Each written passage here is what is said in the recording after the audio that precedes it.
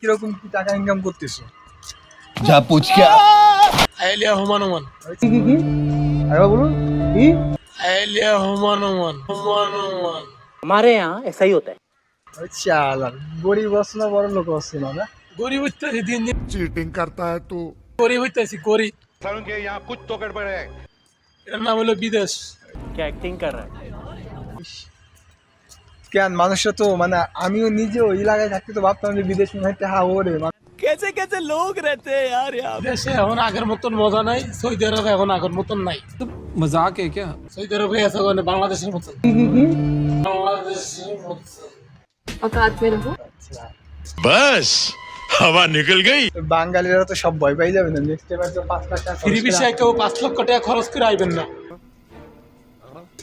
ভিসার আচ্ছা তো ফ্রি ভিসা আসে তো কোম্পানিতে রে 20 रुपए दोगी तो एक राज की बात बताऊं। কি লাভ নাকি লস না?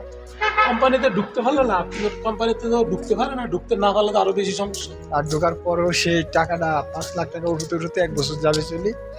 30,000 35,000 টাকা বাংলাদেশের 30-35,000 টাকা কোনো বেতন হইলো ওর দেশে থেকে ইনকাম করা যায় খালি খালি বাপ মা সারি আত্মীয় স্বজন সারি বিদেশ আসার দরকার নাই।